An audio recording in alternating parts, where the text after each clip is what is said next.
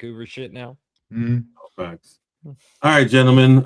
This is the 60th episode of Blood, Sweat, and Beers. On this episode, it is all winning here in DFW. Trinity what a getting the weekend. job done at the bottom of the table. FC Dallas. The title of this episode is Our Lord and Sarver. We're going to talk about Atletico doing their pick a seed selection and much more right after this.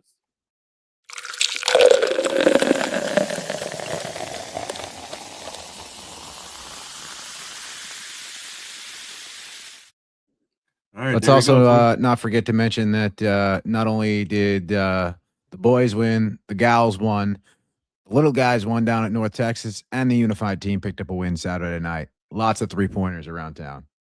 Yes, speaking of 3-pointers, Marcus, go ahead with the social promotion, but we got to get to something real quick before we dive in too deep. Oh, yeah, and don't forget your media. For sure. All right, so we're going to do – no, we got it. So like, share, and subscribe on this video. We'd really appreciate it. Let me find that tag. Here we go. Like, share, and subscribe. Bottom of the table. I actually got 2 subscribers while I was at the Corpus Christi this weekend. That's awesome. That was pretty awesome. Again, watch this channel. Watch this channel for that video.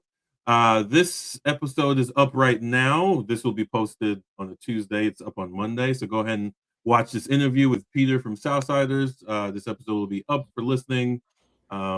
I already posted on Reddit and whatever. So yes, like, share, and subscribe to this video. Check out all our interviews. I'm putting the last 2 up this week with Hubert, the ISC interview. So go ahead and check out our non-pod content. I will also have a Corpus Christi Away Days episode. Because Hubert finally got a memory stick. There you go. Yes. So yeah, we will have some non-pod content coming in. I'm doing a DFW transit one that I'm working on. Then I'm going to do the 4th of July North Texas as an away day, even though it's closer to me than most of these trips.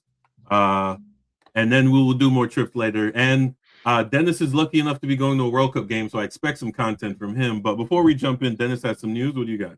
Yeah. I want to just a week ago we recorded this podcast and we had a little bit of conversation about something other than soccer. I believe I made a prediction about the New York Knickerbockers winning in 4. And that is exactly what happened. Philadelphia took a beating. Knicks in 6, baby. It's all good. Knicks in 6. Oh, right. and that beautiful image that came out from that. I don't know. Tell people what to look up for that because it's a work of art. You can just look at my lock screen on my phone. First of all, Embiid is a legend. Okay, let's just put some respect. No respect. All right. How's that for a process? Before we jump into it, we're gonna pop some new gear. We got the new Jamaica gear here. You know, tag's gonna stay on until we make it to the World Cup, which means it's never coming off. You're gonna be like the Manchester United kid with the hair. Pretty much. And then we got a new Italy gear here. So the 2 non-qualifiers are really gorgeous gear you won't get to see anywhere but here. Although, thankfully, this what is a loss, man! What a loss. This is the '70s throwback kit, so this is evergreen. I'll be able to rock this any year. This is not like a this year's kit, but that is the Jamaica. The 2 Jamaica kits are the hands down World Cup kit winners, whether or not they qualified for the games or not. Those are the best kits of the year, as far as I'm concerned. Yeah. This actually worked out because I saw it was the iSpeed, whatever the Twitch guy was. Apparently he's doing his Caribbean tour, so he was in Jamaica wearing this kit, and apparently they sold out right after he did it because the power of Twitch in the kids, bro. I'm telling you, it's wild. Well, man, if you guys are talking apparel, I got to give a shout out to the Unstabled. I got the Captain's Final Tour shirt. So hell yeah. We'll get into that in a little bit too. We got some stuff to talk about, but yeah, go check out my interview yesterday. We had a great conversation with Peter over at Southsiders. Hashtag save the caps. That's really what you need to know. There's a little bit more about how we got here and where we're hoping to go in the next 6 months. But save the caps, savethecaps.com. Dennis, which World Cup game are you going to again? I will be at Japan, Netherlands. Nice. And I will be hanging out with our friends. Nice. I'm still trying to squeeze my way into that one. I'm hoping for a game day deal, but I will also be hanging out with our friends over at Ultras Nippon the night before the Japan Netherlands game. So that is going to be a party. So hopefully our jerseys are in by then. Yes, indeed. So again, I'm gonna have to teach these guys how to do a vlog so we can get this popping. So yes, so we're gonna jump in here. Physical media. This just happened to be here. I didn't want to get up. So I respect that so much. I respect that. It's the Alan Parson Project. Okay. Is the CD. So story behind I don't know this one. You know the Alan Parsons Project? Yeah. Apparently we had this on vinyl, and then we were storing some of Kimmy's parents' vinyl here, so they came and took it back, and they took this vinyl, and she was really upset. And I'm like, okay, so to make up for it, they bought her the CD, which is basically the long and short of it. So that's why it was just happened to be here, because I was archiving. There we go. I was archiving a digital copy on my computer, so that's why I was sitting here. But yes, the Alan Parsons. There you go. So that is my physical media. That should be the one with the infamous Chicago Bulls theme song on it, right? No, it doesn't. I say, because I'm aware of that song. Yeah, maybe a price to pay, games people play, time, I don't want to go home, the gold bug. You're looking for Sirius would be the no, not on here. No, Sirius is not on there. All right, that's the only Alan Parsons Project song I really know well enough. All right, never mind then. All right, who's next? What do you got? Shoot, I'm ready here. I pulled out a book today that I'm surprised I haven't done on here yet. A lot of people have never heard of this book. It's called Dallas Till I Cry by Nathan Nipper. I don't really have much to say about the author himself. I'm not actually a big fan. Really, what is fun about this book is it's a good snippet of history of Major League Soccer, like a moment in time. The whole basis of it is he's a big Premier League Euro snob guy, and he decided to commit to following FC Dallas for a season, bought season tickets. This was like back in 2013. Like, I think the book even ends like as we're getting Ryan Hollingshead and everything going. Like it's before the prime 2016 runs and all of that. But it's a really cool snippet into what Major League Soccer was in that era, what FC Dallas was in that era, from a guy who knows the game pretty well and is trying to experience it as honestly as possible. And it's not just like about Major League Soccer or FC Dallas in a positive light. Like, he's got plenty of criticisms that are really great, really valid. A lot of them are still valid today. I think Buzz Carrick wrote a one of those little positive snippets about this book at some point. Anyway, Dallas Till I Cry, Learning to Love Major League Soccer by Nathan Nipper. Check it out sometime. Again, don't really recommend any of the other books. This is just relevant to us. Gonna have to borrow that from you if you don't mind bringing it out on Wednesday. Yeah. I'd love to get got a good little touch of comedy too. It's worth it. The way you learn to love MLS is ignore all the business stuff and pretend they're a regular soccer. I mean, you could say that about any league at this point, right? No. I would say most, not all. Any of the top 15 or so leagues around the world, I think you can I'm willing to say that at this point. Yeah, sure. I'm sure the J League oh wait, they don't. Anyway, so besides that league. Oh, you must be out of your mind. What? Here we go. Here we go. Watch them reach the quarterfinal, and then we'll have that discussion again. Even though I think half the team plays in Germany. I went a little different direction this week. I do have a book. This is just a fun read, great read. Became a movie, World War Z. The book is way better than the movie. It was a good movie, not an excellent movie, but the book is a lot of fun to read. If you're into post-apocalyptic zombie stuff, this came out in, I don't know. Let me see. I thought it said here on the back. Oh, that must have been what, 2011, 2013? Actually, 2006 was the original. Wow, I thought it was doing that. Yeah, the kind of cool Battle of Yonkers. Cool stuff that they had visualized in here. Oh, the Battle of Yonkers is brutal. Yeah, and this was it's a great story, great, just fun read. Like I said, the movie was good. There's the Brad Pitt one. Wasn't great. It was fun. It was fun. It just could have been a lot better based on the source material. But if you're looking for a fun post-apocalyptic, easy, light airplane read or something of the like, check it out. I think one of the cool things about that book is also how the chapters are written. It's not written in a way that's like a continuous story chapter to chapter. It's written as like interviews with individuals every chapter. So it stays pretty fresh. Yeah, it's very like Tarantino-esque the way it kind of bounces around a little bit here and there. Oh, it's like Tarantino, so he casts himself so he can lick women's feet, or is that different? My goodness, can't say anything around this guy. Just saying. Shout out to Quentin. Get off Reddit. Reddit is not the real world. And any excuse to lick women's feet and say the N-word for no particular reason, I'm sure. Yeah. Now that's a fair criticism. Anyway, we're gonna move on here. We're gonna jump into the first win of the winning ways that we've had here. This portion of the pod, we're gonna talk FC Dallas talk. And we're going to shout out to our Lord and Sarver coming off the bench for another goal. Off the bench and into the stands. Yes, off the bench. Although at this point, if he scores 5 in a row, he's going to get suspended. Yeah, I was going to say. His shirt off. It's like, 5. Yeah, that's what it is. Was it last week? Buzz was making a point that he's saying nobody off the bench is screaming for a starting job. I think Sarver heard him and said, "Here I am." What are your thoughts on this game? Starting lineup, scores. I guess we should say congratulations to Kaik. I think this usually means someone's pregnant. So, well, you should say congratulations to Shaq Moore, who just had a baby. Yes. Oh, okay. Well, congratulations. Yeah. I don't know. Yeah, you're right. Well, to be fair, Shaq didn't have the baby; his wife did.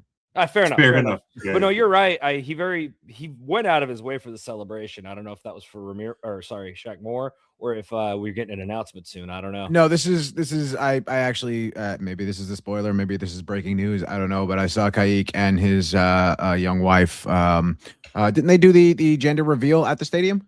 I thought no idea. That's why I was. Yeah, they did the gender reveal already, and I actually saw Kaik was hanging out with Alvaro and a couple of the other guys at one of the first UFL Renegades games at Toyota, and his wife was very much pregnant there. So I'm out of the loop here. Gotcha. Yeah, I think she's like almost due any day now. So, this is. I think he's celebrating. His wife about to be a first-time mother. So, pretty cool stuff here. Marcus, did you get to watch the game? Yeah, when I came back, I watched. I watched the highlights, and then I watched the 90 minutes and 30, so they compressed. Version. I enjoy the compressed versions; those are nice. Shout out to everyone who saw this slide and went, "Well, that's not the real formation." Yeah. And once they line up, like, "Oh, it's a 4-4-2 that moves." Got it. Ryan figured, if you're listening, can tell Eddie, whoever's up there in the front office from the social media team, make Quill draw a shape. That's a fact. Can you put a triangle? This is the Christmas tree formation here. This seems to be, with the exception of what a gift it was. Yeah, this seems to be the go-to starting 11. I think the only real question mark is Farrington.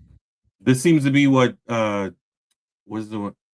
Shoot. I also don't think he'll be starting Ramiro every game, just because I don't think he wants Ramiro going full 90 every game. Yes. And I think that's fine. I think Kappas is nursing something back still too. So let those guys exchange some minutes. I will say I liked the late Kappas coming in and letting the defensive midfielders sit back and letting him play forward was actually, I thought, pretty good. Yeah. I'm going to give my quick observations before I let you guys rock with it, who were there. I want to again point out, they used our thing for the background. I'm just looking at this. I didn't even notice that either. That's cool. So did Musa get credited for that first goal? Technically, he should have got credited for. He didn't. Okay, because I guess he took 2 minutes. Moreno got the first goal. Yeah, from a pass from Musa. That's why I was asking. Yeah. He got the assist. Yeah, did he get the assist? Yes, he got the assist. Yeah, that's what I meant. So he got 2 assists this game from what I saw. Yes. Okay, so did they count the Kaik one as an assist? Yes. Okay. No, assists, because it got saved. It got saved, right? That's the one I would have guessed they didn't. In real time, when I was looking at the stats, he had got credited. So if they took it back, maybe they took it back. But on initial score, he received the credit. So first goal, Musa stole the ball midfield. Moreno playing. I actually found it interesting that Moreno and Valiente actually played for much of the game higher than Musa did, which I guess Musa is on his Jesus Ferreira era. His Jesus Ferreira era. He's like, I got my double-digit goals. Era. Yeah. But again, he's doing what he needs to do. He's pulling center backs apart. They have to follow him around constantly. He's more than willing to pass the ball for a better scoring opportunity than it is hogging, and that's one of the things we love about him. We knew Moreno was a quality player. With minutes, he was going to show up, and he has. Finally, Valiente has an engine. He's all over the place. We need to see if we can concentrate that a bit. He's providing really good service and really good corner kick, so we appreciate that effort. Kaik with the late running goal there. So all things being equal, and then Sarver obviously coming on late and with an engine, which is funny because I think 2 games ago he had this exact same opportunity and the defender got around him. This time he was smart enough to cut in front of the defender. So if he had, attempted to get the ball, it would have been a clear dotso. So yeah, all things being equal, this is quality play. The Red Bull game and this game shows that we have quality. Yeah, definitely. But then we have other games that shows that those qualities maybe don't extend as far as we hope. So, but that's now you got to consistently show it if you can. Yeah, fair. Yeah. So, yeah, what are your guys' thoughts on this game? I thought so it's worth mentioning that Musa didn't steal the ball. Kait got it, drew a foul, and opened it up for Musa. Yes. But I mean, still took Musa to be there at the right spot, space. Yes. Like, oh, let's go instead of waiting for the call. That matters. I thought Kait had a really good game. I thought Norris had a really good game, and I feel like we're not hearing enough about it, except for that really scary almost own goal at the end. Yeah. To be fair, that might have been the might have been save of the game. Well, it might have been save of the game, but that Norris goal, other than the Luna goal, might have been the best attack on Dallas's defense all game. Yeah. It was fun to see Musa be able to do that coming back thing with players like Valiente Moreno overtaking him. That was kind of nice. I think at many stretches of the game, Moreno especially was kind of playing striker. Yeah. Which was really, really, really fun to watch. I was pretty impressed overall with how they were able to keep the defensive composure. Even the Luna goal, maybe you could have stepped up a little closer, but for the most part, people did their jobs on that one. We could have been punished on some other ones where the line kind of got beat, though. I think we were lucky on that one. Sarver playing that early Fabian Castillo role, where at first they were just kind of using him as a sub, has been really fun for his speed and energy. I like Sarver as a sub right now a lot. I don't know that he can go 90 doing that, but that's okay. Right now, that's not your job. That being said, he almost botched that goal. Oh my God, he got a little lucky. I think he also got lucky that he didn't get called for literally grabbing the guy's arm and dragging him down. But his touch scared me. I thought he was about to botch it, but it doesn't matter. He scored the goal. His job is to be an engine, super fast, and his speed alone got rid of 3 players. That was awesome. I bet Coach Quill's mad at him for taking off the little stat tracky bra thing, but I think Quill's the kind of guy to be like, yeah, but it's fine. I mean, it was the end of the game. It was 93rd minute. I guess when you get subbed in that late, you only have so much data. but more of a goofy thing where Quill's like, man, that was great. Don't take that off. Yeah, that was wonderful. Don't ever do that again. Yeah, it's been fun. Winning is fun. Don't know what to say. This is the most fun that I have had in the stadium in a very long time. Opening up the scoring, Moreno coming in and getting it done and coming over doing his little dance in the corner. That was a lot of fun to watch. He seems like a guy that's gonna. That one a while. Yeah, he's been sitting on that one. You can tell that was in the bag for a little while, but he's been a lot of fun to watch, and I think these guys are really starting to play really well together. There's this new look formation. I think is a little bit more what we were talking about a few weeks ago, where I think the future of this formation this season is headed, and whether or not that involves 1 or 2 strikers. On the Farrington question. I love Logan. I think he's a great guy. I think he's a great kid. I'm really excited watching him play, and I'm really excited for his future. But right now, for this team, I think Farrington's best position is off the bench late. Musa is incredible. We all know that. He's second place in the Golden Boot race right now. Some questions about that Kuipers goal, but we can save that for another time and another conversation. So he should be tied for the Golden Boot, but Musa can't play every minute of every game. He's no Amber Wisner, but we'll get to that in a minute too. But Musa can't play every minute of every game all the time, and so Farrington coming in late and being that late engine sub, I think, is going to be really important. And a guy like Sarver coming in late and bringing in that engine and that just sheer willpower that Sarver has, right? Just that sheer drive to be great. And as we've learned over the past couple of weeks, Sarver isn't just a warm body with a high engine. He's also highly intelligent, right? We learned about his burn the boats quotes and that stuff. And he's fuck Spain and fuck Cortez. Get that shit out of here. But keep sure. But the mentality is what I can appreciate, right? That mentality of we are never going to give up. We are going to do or die. Say what you want about where it came from, but he is at least a reader and somebody of some intelligence. And then looking back at last week, if you heard him speak about the goal last week and how he saw Farrington run down the side and he knew that Logan was going to put the ball into him, so he deliberately held up his run. Sarver's intelligence to me has been one of the most impressive things over the past couple of weeks, considering, how much he comes off. It's just like a meathead jock that's going to run into a wall. Like he's got that he's got that run into a wall, beat the crap out of everybody energy, but he's it's how we used to talk about Fabi. That's why I brought that comparison up. They started calling him Pikachu because of that shit. Like, yeah, just to see that intelligence come out. Yeah. Mm-hmm. Yeah, just to see that intelligence come out in conversations and things like that. I'm really impressed for where Sam Sarver's career is heading, and hopefully we have him here for a little while. But this formation has been interesting. Benjamin's been exciting to watch on the left side a little bit there, playing up in more of a winger, less of a 10 or a midfielder that he has been playing. I think we finally found his strong suit a little bit. His distribution's gotten a little bit better. He's able he's had some really good crosses. Johansson had a couple of good crosses. This team is really playing well together. Letting Johansson get the crosses in seems to be the answer for his role. That's for sure. And Nolan Norris, other than that one kind of we'll call it a brain fart, call it what it was, but Norris has been exceptional the past few weeks. Did we finally get one in? Thank you. Sorry. I wanted a game, huh? Napoli 2-1 at home against Bologna in the season ender here. Well, I got two things. One is just a comment. The second one is something I think I want to talk about with you guys.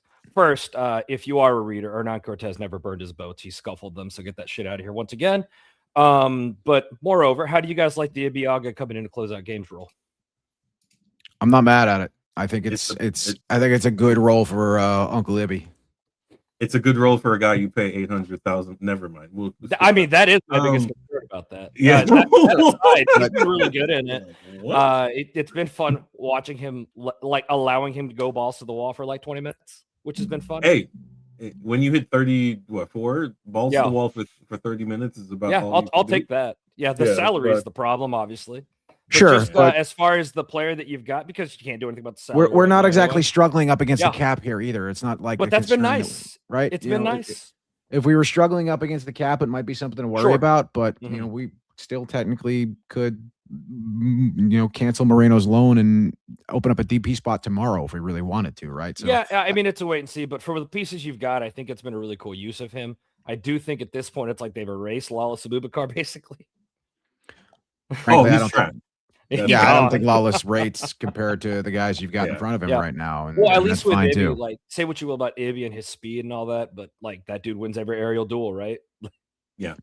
So, we still need a solid 25-ish center back, and the league is littered with them. Even go to the USL Championship, see if you can go find, a body, a Bartlett, or shit. There's even guys we let go. We could probably go find that would suffice for a lot less money, but. I think Shaq had a quiet game. I think Shaq quietly had a good game here as well. One thing that might be really interesting to watch, for those that don't know, the U.S. national team scouts were in the building to watch Diego Luna play. Did Shaq get a look? Do you think maybe this gets him back, considering the things that are going on? Johnny Cardozo getting hurt and being probably going to miss the World Cup now. I don't know who you're. Go ahead. Marcus has a thought. I was like, let me get this right. They're scouting Diego Luna? Are you fucking kidding me? Well, they sent scouts to watch him play. This is how it works. That's like scouting LeBron James for the basketball team. It's like they still do it. Diego Luna's no LeBron James. Relax. Would they scout Pulisic? Or I could list like 10 guys. Like scouting Luna is a starter on this team, especially Luna has not been made a starter yet. Luna's very much not even guaranteed a roster spot right now. Right, he's very much on the fringe of this roster right now. If he doesn't make it to the 26, 28, is it 28? I don't remember the number. If he doesn't make the 26 or 28 man roster, the U.S. are all hope is lost. I think realistically, what you're looking at is he's one of the last 5 to 6 players in the roster right now. Really? I'm not saying that he should be. I'm just saying that's how they seem to be looking at him. I agree. I think that's very much the case. We will put a pin in this. We're gonna do lineups roster lineup for the U.S. men's national team and Mexican's national team. That's all Hubert's segment because I don't. Do we want to do Italy and Japan? Oh, damn it! Let's do it anyways. Let's do it anyway. But no, to Dennis's. I don't have a good answer for you because I don't really know how the depth chart's looking for the national team at defense right now. Obviously, Cardoso being out is, well, that's unfortunate. Yeah, I don't know who's up next on that. I'm sure Moore's on the short list, but I don't know that they want to try to build with that. It might be a desperation move if they do at this point, though. That defensive line is looking scary. Yeah, I mean, look, the defense has been questionable all year, past year and a half, and you know, there hasn't been anybody I think that has really stood out on the back line for the national team. I mean, Tim Ream, right? It's about as old as Ibiaga. He might even be older. Yeah. Right? If Tim Ream is starting, you're worried, right? Like, yeah. And so, you know, does Shaq get a look? That's why, you know, with the scouts in the building, does somebody say, hey, you know, Shaq might be the guy to bring back up, right? He's had a couple of big runs with the national team, and I can see him maybe getting another look before this final run here. I don't know. At that point, why not just pull Norris up? Maybe. I'm just kidding. Maybe. Yeah, maybe. I mean, if we're spitballing, I just, you know. No, you're absolutely right. I mean, Norris had an incredible run with the U20s. Maybe he might as well bring a kid in. Is really what I'm. I don't thinking, know, but, right? Like if maybe that's the way to go. Nolan Norris becoming a World Cup hero. Maybe that's where we're at this year. Who knows? But back to this team. I think this is what you want to do at home. 3-1. It got a little touch and go there. You let Luna in the box with the ball. Bad things are going to happen. But good results against a decent team, man. Like good results against a decent team on a night when you're supposed to do it at home, and they're in 7th place with a few points out of the top of the table here. You know, we're 10 points back from the lead, but we've got a game in hand that we're going to make up this week too. But you know, if you look down at that middle of the pack beyond San Jose and Vancouver, 2-point difference here, right? All the way up and down here. And so we're squeezing up here. And if we can pick up 3 against Caps this week, you know, that moves us up into probably 3rd place. So that's, and then you got to deal with a road trip from hell. So, well, yeah, that's the summer road trip that is never going to end. We will this is our last. So we can, are we done here? Do we want to look forward to Wednesday or? Yeah, I'm up for that. Yeah, go ahead. I don't have any more comments. I mean, I was just going to do... Conte's usually complaining, and there's not a lot to complain about this game. Right. Yeah, we did well. So we can just do around the league. Miami doing work. I think they said Messi's the quickest to 100 goal contributions, and who's surprised by that? Chicago's still terrible. Right. Montreal doing work.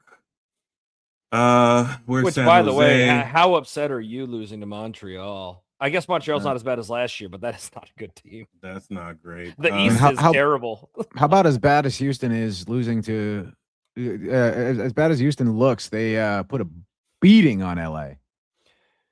Yeah, 4-1. That was crazy. Yeah, so Houston's had some quietly good games despite losing to Austin.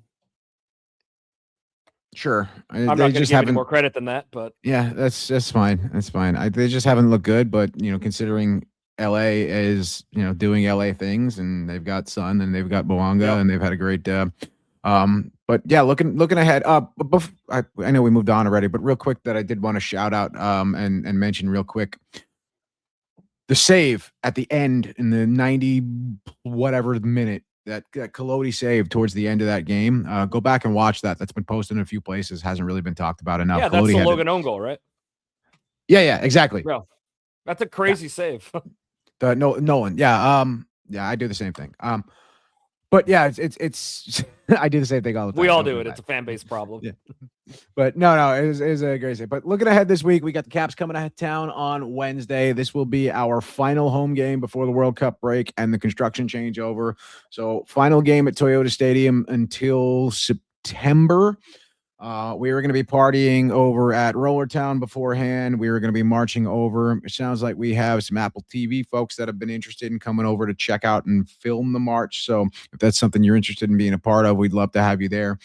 We are also going to be showing some love to our visiting guests from up north with hashtag Save the Caps. So more on that. If you come out this week and march over with us, you'll see what we're talking about. You'll also see it in the stadium.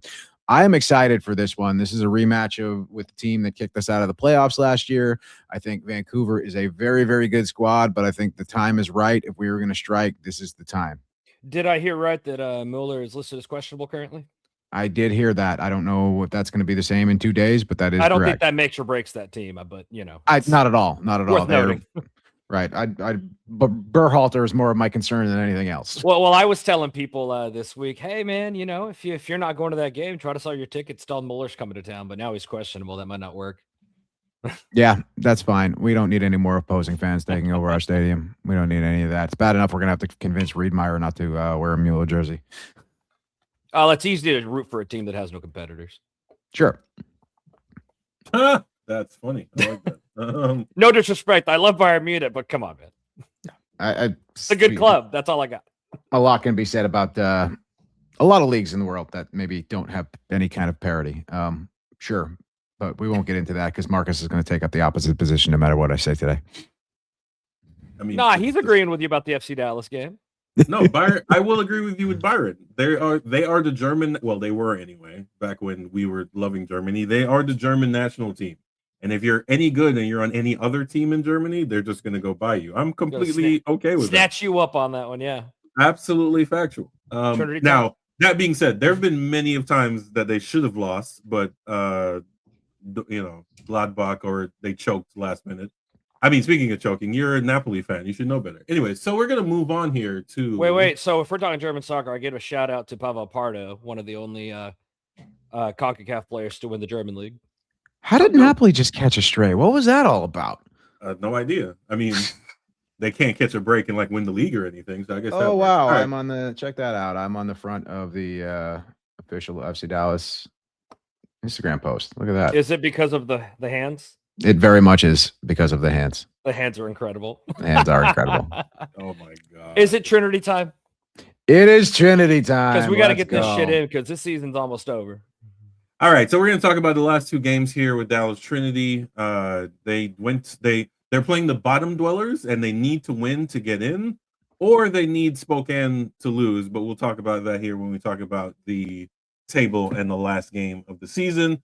So this is the starting lineup and the results. I watched the highlights of this. Really good game, great weather, better weather than I had down in Corpus this week. But they took care of business, wasn't it? Yeah. Yeah. They took it, which is funny. I went down there thinking there was a drought, and it rained all 2 days after. Thought it was a drought. Yeah. But yeah, so the ladies took care of business, right? They did what they needed to do against the team they needed to do it against, and they took care of business. So there was there was an incorrect lineup floating around for some reason before the game. I don't remember. I don't know where it came from. Just showed up in the fan Discord thing, and Dennis read it and immediately went, yeah, that's not true. It was a little closer, I think. It was a little bit closer to, I think, what it actually came out to be. Cheeseman did start at the 6, which is interesting considering she's played most of her career her entire college career as a defender. But this is a very Thackeray thing where he takes a player and puts him into what he thinks is their best position. And it seems to be working out. See Celie Strawn starting at the 9. This is, she has been a winger for the little bit of her career that we've been able to see.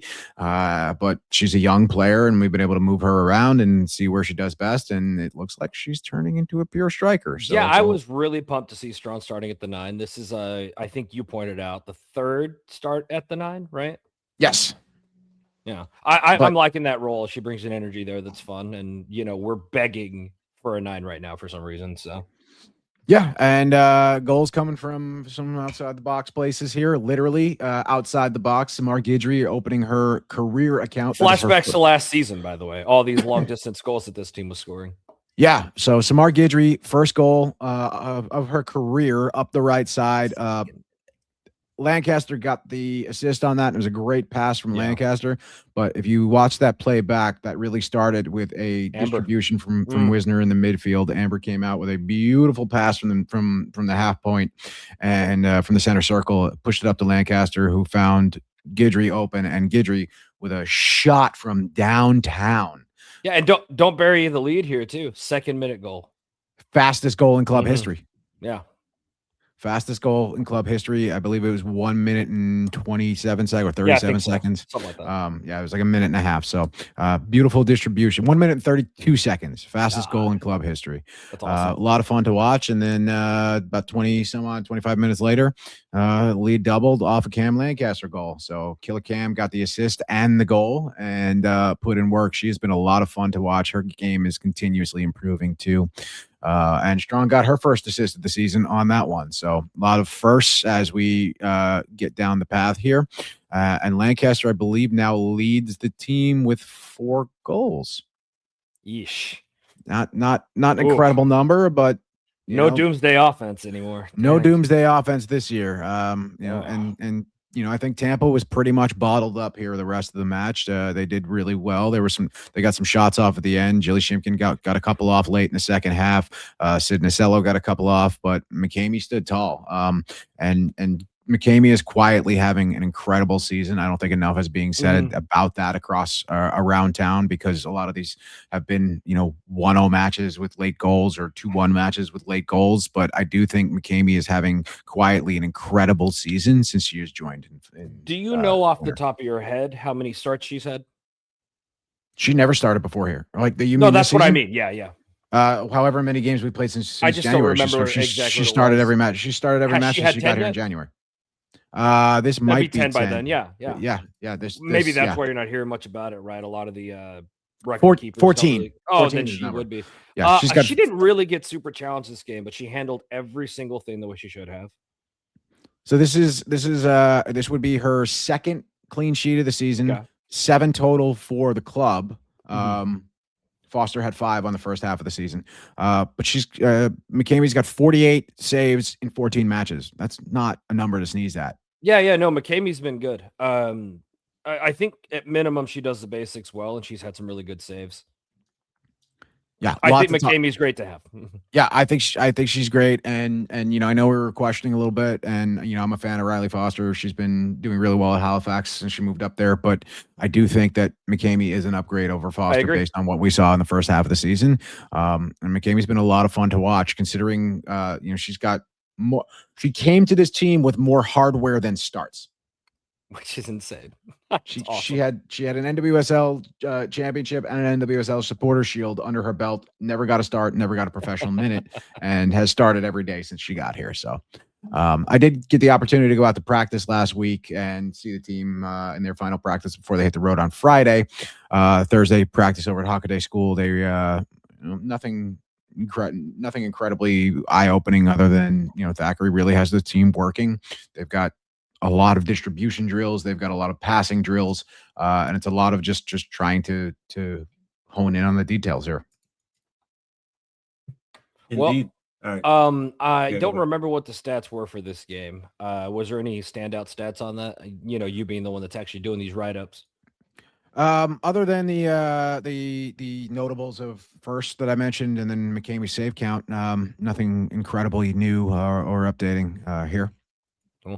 There was a good chunk of fans that traveled to this game, which is kind of nice. I think like 6 or 7 people, which is nice to see.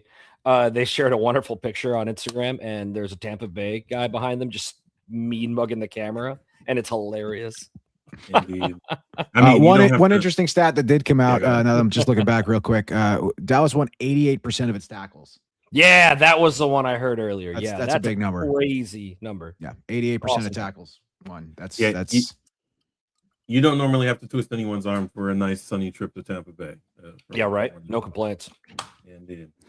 But so let's talk about what is next for the Golden Girls. There is one final match back at home at the Cotton Bowl in Fair Park. It is going to be Amber Wisner's final career home game. It is going to be Amber Wisner's career match number 300. Insane. And if she plays all 90, she will surpass 5,000 minutes in the league. And she will be the only player to play every single minute of the first 2 seasons of the USL Super League. So really exciting stuff there. I had an opportunity to sit down with Amber Wisner this week and discuss where she's been and what's next for her career. Look for that piece. That'll be a written piece coming out in Third Degree later this week, likely Wednesday or Thursday. You'll see that drop. But it's just incredible conversation with Amber and where she's going next. One piece that I can share from that conversation. This has been the plan all along. When she first came to town, our first conversation with Chris Petroselli was, how long do you want your contract to be for? 2 years. And this has been planned since the very moment that they signed the very first player on this club, the very first player of the Super League, Amber Wisner. Yeah, Amber doesn't strike me as someone who doesn't know exactly what she wants. So I love that. One great little piece that I did pick up in practice, though, out of all the players on this squad, the only player that seems ambitious enough to really go toe-to-toe with Amber Wisner and really put a body on a body with Amber Wisner, believe it or not, the 16-year-old Caroline Swan. I love that. That's awesome. So if you're looking for the Swan family, man, let's go. Shout out the Swan family. We love them very much. But if you are looking for somebody to be the spiritual successor to Amber's attitude and ability to take a body on the field, Caroline Swan is very much it. Now, are we losing Caroline though? She's only 16, so I think we have her for another season. I'll have to confirm that, but I do believe we have her for another season before she goes off to college. She is committed. Sealy will be leaving at the end of the season, though, to go join the North Carolina Tar Heels, where Amber's jersey is hung up in the rafters and her number 22 is retired. So I think that's a cool connection there as well. And Swan is UT, right? Yes, Swan's going to UT. Gotcha. Indeed, indeed. All right, so I'm gonna do something here, and we're gonna do it this way just in case I need to cut this later. Smart. So here, let's go. So this is the goal. First goal by Trinity. Beautiful 1-2 pass back to the net. Just a great freaking shot, man. Can't really do anything about that. That's beautiful. Super League, if you got a problem with us using this, get at me. Yeah. They don't respond usually, so they really don't. USL is by far the club page. Yes, fine. It's from their Twitter page. So tell them I said it was okay. 1-2. All right. It's always fun to actually get to watch a shot where the keeper had to do the big dive too. It just makes it more dramatic. Yeah, watch Lancaster's dribble in here when she gets one-on-one in the box. Watch this. Bang. Top net. That's insanity. One-on-one, switch foot, right side, up and around. Come on. Yeah. Goalie top post, near post is insanity from there. Yeah, goalie probably should have done better throwing that over, but yeah. But watch this one-on-one. Watch her one-on-one with the defender here. The little dribble pop left right that she does. Got him. No. There you go. That's all we needed right there. Let's go. Hit it with the old bow. Yeah. No, Cameron's the best. She's my favorite. Yeah. The old rope. There we go. All right, so before we leave women's soccer, we're gonna make a quick note here. I can close this window here. I don't need it. All right, so this weekend in NWSL, the teams that are supposed to be winning won. Gotham couldn't beat the bottom dwellers of the league, the newcomers. Yikes. So that says a lot about them. Current, I think, is getting their act together after a really not so great start. So, but yeah, it's doing. Washington Spirit. Maybe I owe Trinity Rodman an apology, but we'll see what happens in the playoffs. Probably do, no matter what. You probably owe an apology for something. Yeah, probably. But these are the results for the NWSL in week. What did we 4 or 5? Not that many, right? We just started. So, looks like 9 games in. Yeah, 9. This is for some teams. Yeah, 9 for some, 7 for others. I don't understand. I guess we'll get some midweeks. Yeah. Yep. Yeah, a couple teams are playing in CONCACAF and stuff like that too. Just a note here about the NYC, Gotham. but the Gotham game. New Mayor Mamdani was at the game, and a really cool bit of fact that you saw. He was there. They gave him the really nice Letterman jacket, which is badass. If anybody's got one of those for sale, hit me up. Those are really cool. But he was also wearing not the official club scarf, but he was wearing a scarf from Cloud9, the official supporters group. I would go get mine if I wasn't lazy. Remembered where it was? Yeah, no, I'm just lazy. Hold that thought. Do we have any idea what that attendance ended up being for that? Because this was the game they were pushing hard, right? Yeah, the weather in New York has not been great the last few weeks. This, Right. But I could check that. Do we know what the attendance was for that game, Dennis? I do not. We Okay. can pull it up though. But yeah, the official Cloud9 scarf. Beautiful, Right beautiful, here. beautiful. Check that out. Thanks. Shout out Scott for bringing this home for me from ISC. Appreciate Marcus, it. are you looking that up right now, or? I am. That was actually a thing to discuss. We're gonna do before the World Cup starts. We're gonna do World Cup bounce or not. And sorry to tell you guys, there is no World Cup bounce. NWSL attendance on average is down. Well, attendance across all of U.S. soccer is down 20%. Yes, I think last time I looked. So, but the World Cup bounce is afterwards usually. I'm not saying there will be, but fair. I guess we'll see. But yeah, I'm cynical that there will be one. Yeah, it had. Long story short, I've been looking into the into attendance thus far. Now, here's the thing. The thing about American soccer is that attendance is not necessarily a metric, because there could be a World Cup bounce based on ad revenue coming through these leagues. Sure. Yeah. But yeah, looking at what are we doing here? What game are you asking me about? Gotham? Yeah. It was 6,000. So they are down 12% or 13% from last year. Last year or last game? Sorry. Last year. Got it. Thus far, because they were pushing this game pretty hard, right? Yeah, but it's a liberal mayor. He's a socialist mayor in a socialist game, so you know how it is. But yeah, no. I suppose what I'm asking is this normal attendance for them, or is that good attendance for them? No, that's about right. That's about average. It's about average where it's been so far this season, and a little bit down from last year. But they are also working. They have a game that they're going to be playing at Citi Field this year as well. So it's interesting to see what that looks like when they put a team or put a game actually in the city and not in Jersey. When is that? Yeah. Sometime over the summer. I think it might be right around World Cup time, because NWSL is not breaking for World Cup, obviously. Right. I mean, why would they? Yeah, I believe it is going to be right around the summertime in June. It's going to be, I believe, when Sports Illustrated Park is going to be used as a training facility. So it's probably going to be during the World Cup break. Cool. Look forward to that. That'll be interesting. Yeah, it'd be nice to see. I do prefer, well, not prefer. I understand the strategy of using one very large game to up your average for the year. So, it's like, I got, like Denver, they got 64,000. No other game has been larger than 15,000. Yeah, we see the same thing with Trinity and the State Fair games. You pack in 10,000, but attendance didn't really improve after. Yeah, fair enough. All right, so we did that. So we're gonna do USL news before we get out of here. So let's do some USL talk. The big deal, well, not big deal here. New announcement is Paul McDonough is promoted to CEO and president of. CEO and president. He was just president of.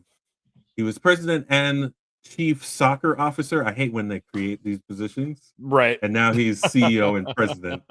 And then the guy who we don't really like at USL, the chief real estate officer, the kid, the Nepo baby, he's no longer with the company. Chief real estate Thank God. Yeah, it was so infuriating, because it's like, even if that's a job you do, you don't actually name yourself that. Right? No, absolutely not. And he because they have a senior vice president in charge of expansion in real estate. So what exactly do you do if you have someone else at the executive level that does the exact same thing? Anyway, so Paul McDonough used to work at MLS. He worked at Orlando, then Atlanta, and then moved over to USL Corporate. They also made space. They have the what's his name? They have the chief expansion officer. I don't remember what his title is at EPL. He's now coming over in June to take over as president of USL Premier. So they are reshuffling the chairs on the Titanic right now at USL, which makes in preparation for whatever they plan on doing.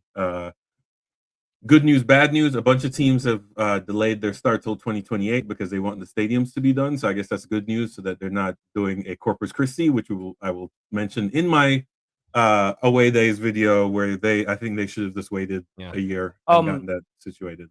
Essentially, the Paul move doesn't really change anything but titles, right? Operationally, that doesn't change much. Yeah. Well, I mean, being president of Just Soccer and then being CEO of the entire corporation, I guess, kind of changes. But like I said, I'm just calling it rearranging the deck chairs. Yeah.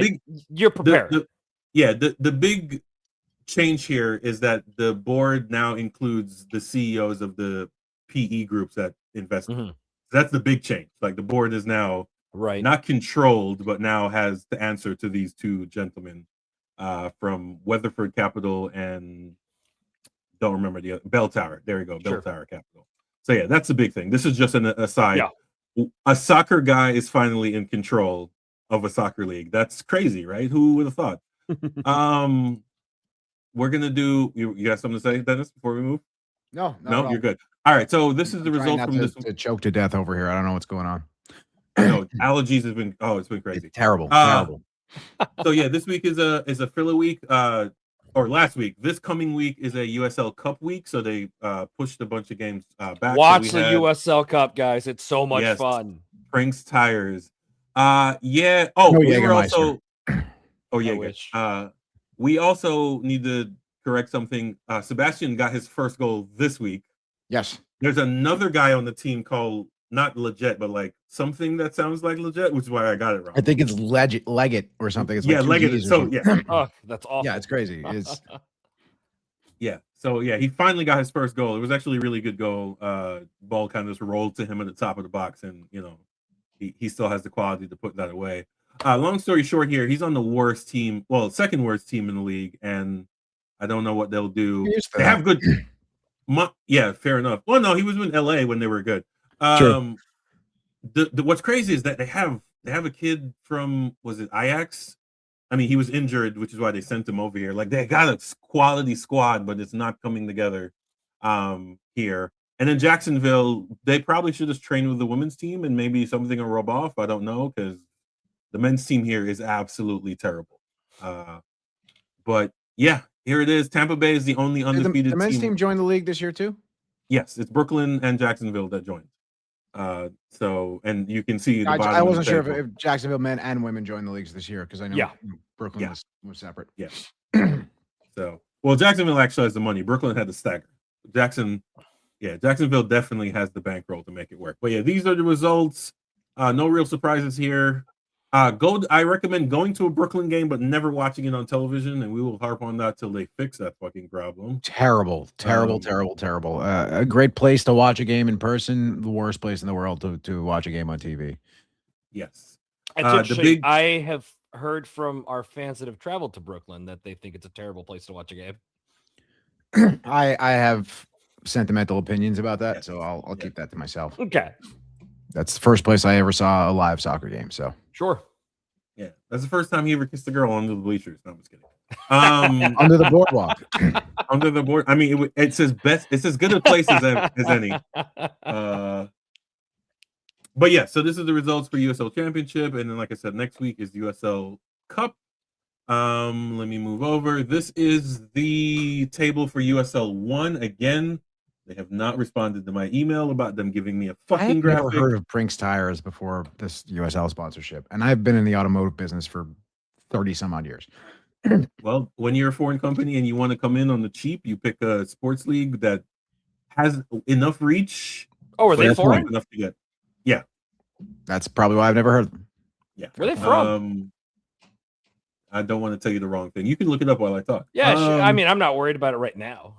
Yes. I mean, to be honest, most tire companies are Chinese German manufacturing team. That's what I figured. Yeah. They're manufactured in China. Of course. That makes sense. I mean, I'll take Chinese manufacturing. And their US headquarters are in West Covina, California. Yes, indeed.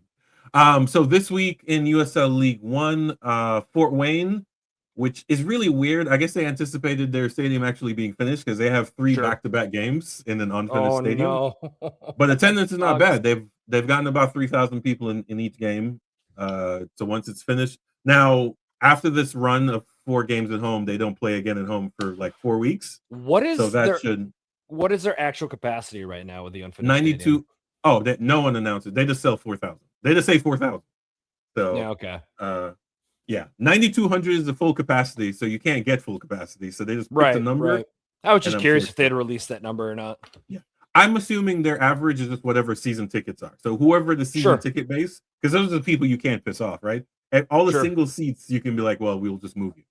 Either way, they beat Portland Hearts of Pine on Wednesday, 3-0. So I think they're undefeated at home. They tied the first game and 1-2. So shout out to that referee for actually giving a yellow card for embellishment to Hearts of Pine. The Portland Hearts of Pine. Yeah, he jumped like he got shot. It was absolutely ridiculous. It was awful. Charlotte Independence 1-0 against AC Boise, and then on Saturday they went to Corpus where I was, and they put belt to ass.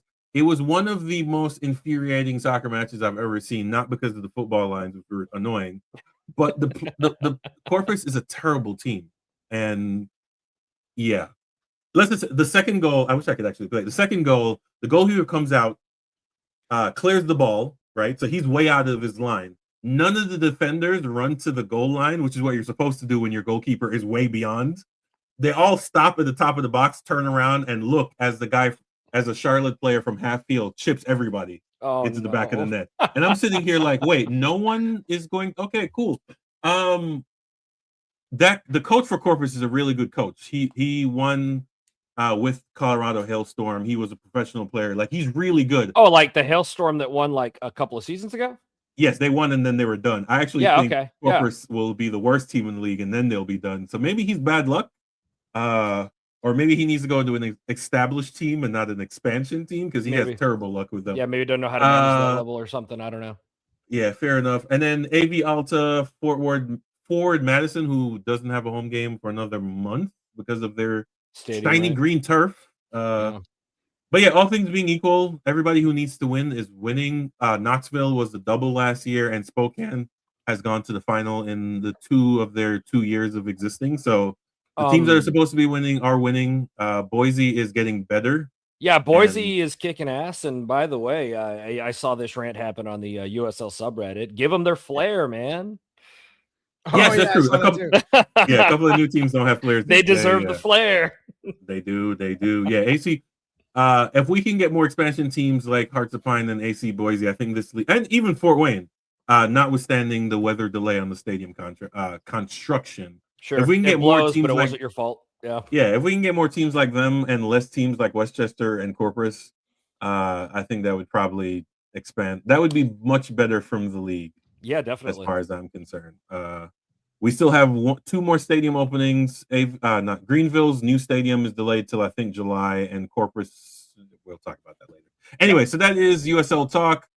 We will just do a quick thing before I get out of here because my wife needs to use the computer. We're going to do the Battle of the Independents.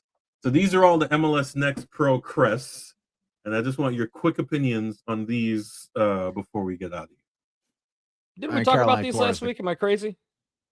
No, we talked about these collectively. We talked about Forest City. Oh, okay. Yeah. Well, Dennis, you go first.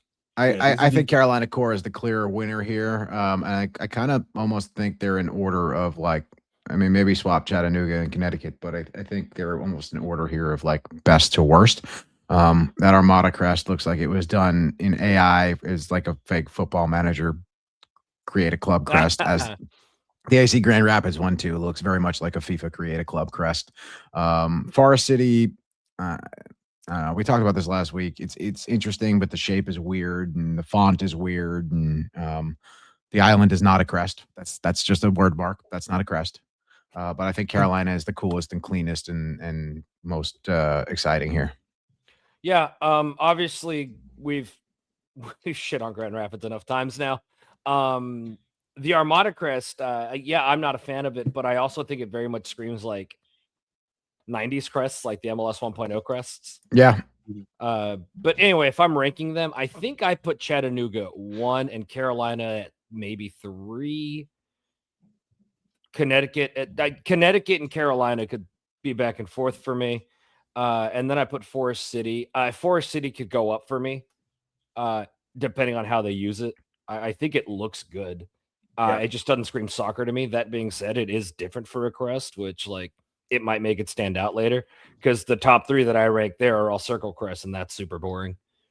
And you know, the last 3, I don't even care about the order. They're just not great. I guess I put Armada above the other 2 just because like it at least is kind of a crest. Yeah. Yeah, like there's nothing there for the island, right? We don't actually have a crest yet, I think, for them. I think we just have a word mark logo. I'm interested on 2 things here, Chattanooga versus Connecticut here. Chattanooga, it's cool that they do the soccer ball thing. I don't think you need a soccer ball on your crest anymore, but like at least that looks interesting. And the Connecticut one, they're doing this like weird come down into the side pattern, like the stripes.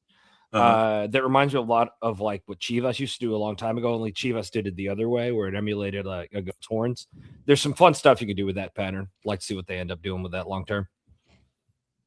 Yes, indeed. Yeah. So, what's your take, Marcus?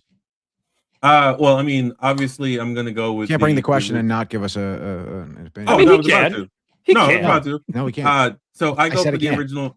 I go for the original Independence one. So Armada and Chattanooga. As far the Carolina core, I don't get why it's Carolina core with a fox, I assume, or a coyote on it. What is the core here that we're? I'd like to know where core comes from. That's for sure. Yeah. That being said, the sunset thing, because the Ascent, the Carolina in the Super League, have the exact same kind of color scheme. We are getting loaded with like sunset colors and stuff now. Yes. All over and I'm not mad at that. It gives you an opportunity to Astros throwback. Yes. The only thing I can say about AC Grand Rapids is that the owners spent some money building a stadium. Although I showed the stadium last week, it is right next to a YMCA. But when I mean right next to, I mean the building will be buttressed against the YMCA there. It's a really tight piece of land that they're building it on. So from the Carolina Crest Explainer, my favorite thing in the world. Yeah, go ahead. The sunset signifies renewal, symbolizing the beginning of each game as an opportunity for fresh starts and That's the opposite.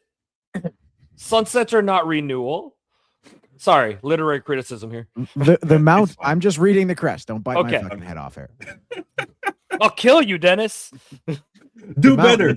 Standing tall together represents strength and stability, reflecting the unyielding support of fans, players, and community.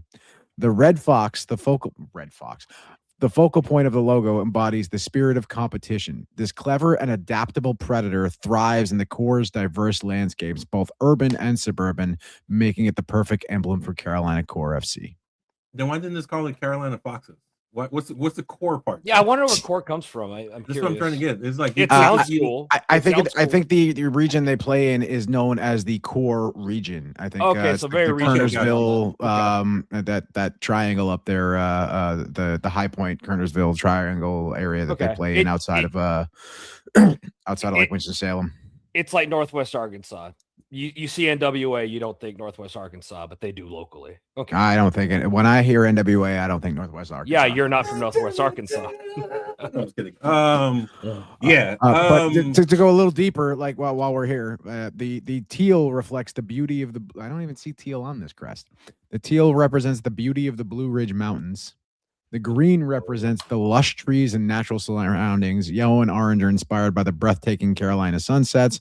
Red symbolizes the rich clay soil. I don't see teal here. Am I blind? They might have a secondary. Or maybe it's also breaking down just the colors in general. The way like the Trinity Explainer has all the names for the colors. Yeah. Anyway, no. So the reason this popped you asked, I answered. I don't know what to tell you. No, you're good enough. So the reason I brought this up is because there's this whole.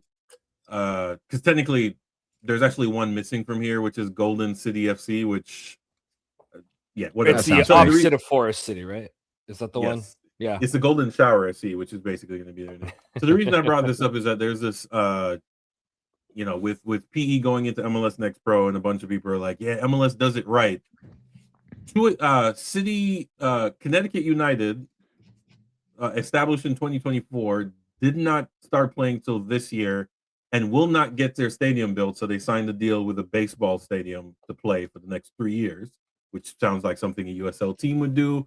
Jacksonville Armada sold ownership and has not updated their social medias for 6 months and is supposed to start playing in March. Their stadium is not being built. So what I'm trying to say here is that lower division soccer sucks at any level. It is not just USL and their bad vetting. It's just this level of ownership is what you get. Yeah, absolutely. And of the 3 teams that are supposed to start in 2027, only Grand Rapids is a guarantee because their stadium will actually be finished. Forest City hasn't started, and they're still waiting on, I think, like $10 million from the state. The Island, we have no idea what they're doing. We don't even know if they're going to actually get a name. But, yeah, it'll be a fun time next year. But, again, lower division soccer is a mess. It is messy, and we need to clean that up a bit. Yeah, go ahead. I want to say one more thing in terms of just talking about crests. If you do deep dives on crests, which I have done a lot of these, you find that a lot of these crests, like, there's a good chance that all three of these top ones were the same designer. It's a problem in American soccer in general right now. There's like the same handful of designers that are designing most of the crests, and as a result, a lot of them end up looking the same. You see it a lot in well, I'll bring some guides sometime to show y'all. But like if it's a bunch of circle crests that have similar details, odds are the same person made them. My favorite example of it is like the Hailstorm crest. There's a whole era of crests like the Hailstorm one that look almost exactly the same with like varying details and colors that are all the same guy. They don't look bad, but eventually you're saturating it with the same vibe, which can be really annoying. Diversification would be nice, is all. More designers. No. Yeah, I agree. There's also they did an article last week what modular stadiums and how it's the future of the soccer, and it's basically the same firm that has built every single soccer stadium in the country. It's like we get it.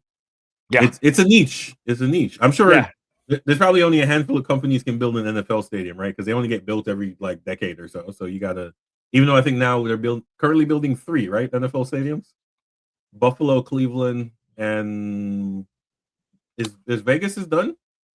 No, they've been playing in Vegas for a while. They are building up. Baseball is what they're building right now. Baseball, they're still building baseball. I'm sending y'all a quick thing in our Slack conversation. Okay, good. All right, so this is going to be just for a future warm-up if you made it this late. Remind me, wait, when's our next home game? Is Wednesday the next home game? Wednesday is our last home game. Damn. Okay, so I have this vinyl I still need to give away. We'll figure that out. But this is the cover, our Lord and Sarver. I want to appreciate you guys for giving me some time here. I guess I'll check the Slack to see if you don't have to pull anything up right now. It's just an example. There's better ones than this because this only has a handful of teams on it. Hey, Kike make team of the week, by the way. That just dropped. Dope. Well, congratulations to him and on the bench. There we go. But yeah, so appreciate you guys and your time. We're running a little late here. All right, we're under an hour 30. That's a first. That's a fact. I'm gonna take advantage of this update that we have. I'm gonna clip all these up. They're all gonna be basically shorts. That's probably Marcus. Let me know as soon as you're done with all that, so I can cancel the subscription. Oh no, you can cancel it now. We'll just cancel at the end of the week. Yeah. No, you can, as soon as we get off, you can go ahead and cancel because it'll just. I'm going to dispute the charge on my credit card. Oh my God! Don't admit to that out loud, bro. What are you doing? God, no face, no case, bro. God. He's right. All right, gentlemen. We appreciate y'all. Support local soccer. Support local brewery. Oh wait, never mind. Sorry, I totally forgot. Don't support local breweries. We have magic of editing. We have magic of editing. I thought you were going to say magic underwear. I'm like, we just played Salt Lake. I forgot about that. So for all the Scottish Premier League, which the Old Farm Derby was this weekend, this is not the Scottish Premier League. This is FC Glen, which is a USL 2 team in San Francisco. Love it. Deep Irish roots, so much so that the distributor sponsors them. I love this kit, by the way. I totally forgot about that. So we'll just do a quick around the grounds. Love this. This is gorgeous. Is that a training or the key, or is that what's the black? A goalkeeper. I think this is the goalkeeper. Yeah, and then that's the. Well, no, it might be home and away, but yeah, this is just on their social. I want to buy this. It's $65, so they're just selling it at cost at this point. So, this would be really fun. We need to have an entire episode on the inflation costs of soccer merch this year. This is getting to be a little ridiculous. FIFA and their $400 city jerseys. Yeah. So quick story on SF Glen. They bought a piece of property. They were going to build a 1,500 seat stadium with locker rooms and everything. They had the money for it. But then when they started digging, it turns out it was a super fun site. So they spent basically all the money just cleaning that up. So the stadium is there, quote unquote. There's a field, but there's no like stands and stuff. So they're still fundraising. So if you find it within your heart to go help them out, good set of guys. They've been running this club. The bar has been running this club for I think like 20 or 30 years. So it is a part of the community. They run academy stuff. Again, I would really love San Francisco to get a team, mostly because USL 1 needs some West Coast teams, but. Yeah, they're currently in their fundraising. The Super League needs some West Coast teams. That's a fact. But yeah, so shout out to them. We already talked about this, but this is the Cosmos third kit. It's a very 90s, early 2000s kit right there. Okay, I like that. That's a vibe. Yeah. So that's the third kit for them. Really good kit. Again, Cosmos, they have an That looks better than I think to... either of the other kits that have come out this year. Yeah. That yellow is a vibe. Yes, I feel like a bunch of the teams I played against when I played in like the early 2000s wore this kit. I love it. Yeah, the green one with the big silver ion bank is trash. So if you get it without the logo, without the sponsor, it actually is semi decent. The navy is just kind of boring, but you're right. This does pop, and it does give you sash, but not really sash type thing. And the sponsor is not like obnoxious at that size on this color. Yes. When it's white, when the silver, like I said, it's trash. When it's white like this, it actually does work. So yeah, that is it. And then lastly, and around the grounds, finally, let's go. Yeah, season deposits in. They will be doing pick your seats, and as you can see, you will have your options on this. I didn't know who Jump Ticketing was. I had to go look them up, but apparently they have contracts with several soccer teams and other leagues as well. Yeah, go ahead. What you got?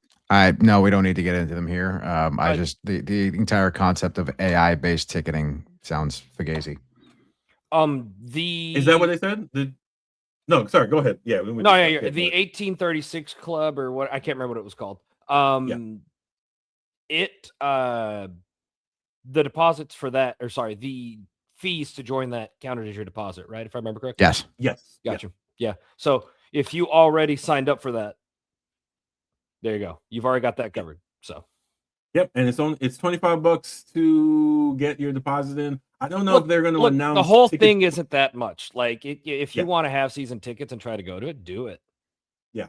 So I don't know if they're going to do season ticket pricing or they're just going to give you the opportunity to pick your seat. But again, the way the Cotton Bowl is set up, that there is no particular benefit to that. No, it's a good gimmick though. It's a good little gimmick though. Yeah, I mean, I can pretty much going to be. Pick my seat any day of the week at the Cotton Bowl. Yeah, exactly. Based on wherever I want to sit, to be honest. That being said, they're ramping up their ticket sales, which is it's exciting to start seeing important. Rubber's starting to hit the road. It's really cool. This will be good. So when they do announce season ticket pricing, they can do 6-7 month plans. Because another thing we're going to talk about when we talk about attendance this year, I think people don't understand the economy is affecting people's pocketbooks and their ability to go to games. Then we'll talk about the inflation and so et cetera, et cetera. So, listen, if they throw in a inaugural season jersey for the price of my tickets, they get my money. That's pretty much how it works for me. If you're going to throw in a jersey deal with the price of season tickets, I'm in. I'll pay for the jersey and get free season tickets. I'm sorry, they only do that at USL 2 level. This is they're not going to do that here, but yeah, I got you. What I think is happening here, though, it's a good marketing tactic. If you tell people they have a seat now and they've picked a seat, they become attached to that kind of thing. A lot of people do. So people that would have not gone to pick a seat ahead of time might not be as likely to feel emotionally attached to making sure they actually pay for a season ticket. Yes. It's like letting you ride the car in a test drive. Yeah. I think this is just an exercise in getting contact info. Like I need your emails, your texts, so that when I start driving sales, that's the type of stuff I need. Absolutely. I am once again asking Atletico supporters and folks that are heavily interested in that club, get your asses out to the Cotton Bowl this weekend for the final Trinity game. Come experience a game at your stadium. Yes, indeed. So, yep, gentlemen, sorry about that failure to launch there a little bit, but yeah. So again, we appreciate your time. We'll see. Well, you will see those two guys on Wednesday. I unfortunately have to work. So support local soccer, support local breweries, and save the caps. See y'all. Save the caps for sure. And we will check out this channel, like, share, and subscribe. Hit your notification. Check out this channel for interviews about saving the caps and others. And we will see y'all next week. Come to the game Saturday. Peace.